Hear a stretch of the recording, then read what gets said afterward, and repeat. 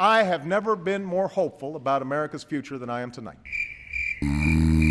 A call for unity fell on deaf ears. We need to find our way back to civility. You just be quiet. Well, You why? be quiet. You don't own me. Do you think politics is dirtier, rougher, and more in your face than ever? Sit down and shut up. If so, who's responsible and what can we change? That's up for debate in our court. You are entering the courtroom of Judge Merissa Lynn. Real issues, real political arguments, settled here in our forum. This is Judge Merissa.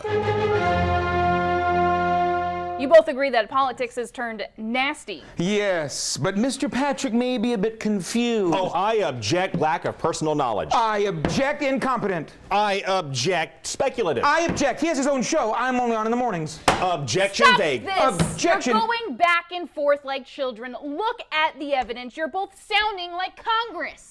Mr. Speaker, I ask unanimous consent to revise my remarks in support of reform. The modern healthcare workforce. I ask unanimous consent to revise and extend my remarks. Order. The gentleman will state his objection here.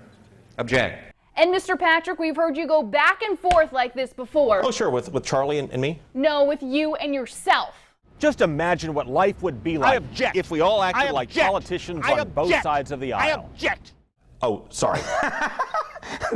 That does sound a lot like Congress. And the reason is because there's no more civility. It's you're on this team or you're on this team. You're either with me or against me. What happened to us all just being able to get along?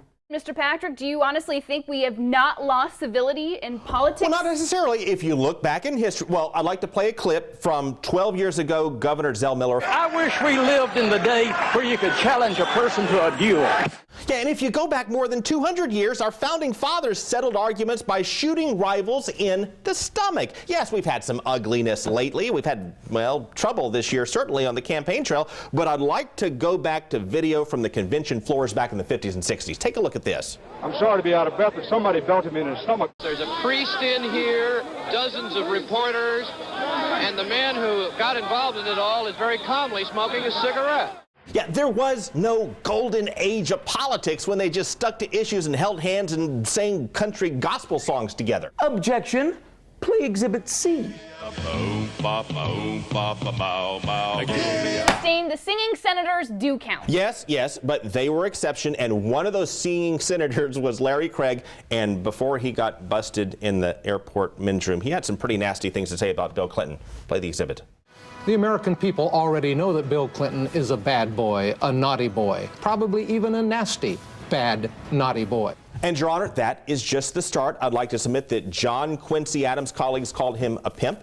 They called Abraham Lincoln an ape. And in the old days in the Senate, you could literally get spanked. There is precedent for a senator being beaten with a cane here in the Senate. So don't romanticize the politics of yesteryear because the past was not always that civil. But clearly, in modern politics, the tone used to be softer. I'd like to introduce the old Eisenhower ad. You like Ike, I like Ike, everybody likes Ike. Compare that to how people interact with our president today. You do realize that 90% of the domestic terrorist attacks are done by left-wing environmental radicals and not people like me. What's the difference? It was worse back then. What's the difference? You want to know the truth? What is the truth? Okay, you want the truth? Just give us the truth right here, right now. You can't handle the truth. I've always wanted to do that in the courtroom, Your Honor. Thank you. Don't really care who wins the argument. Always wanted to do that. He said he didn't care who wins the argument. Yeah. I'll take that. You still win. Jack Nicholson, one of my favorites. Turns out she can handle the truth.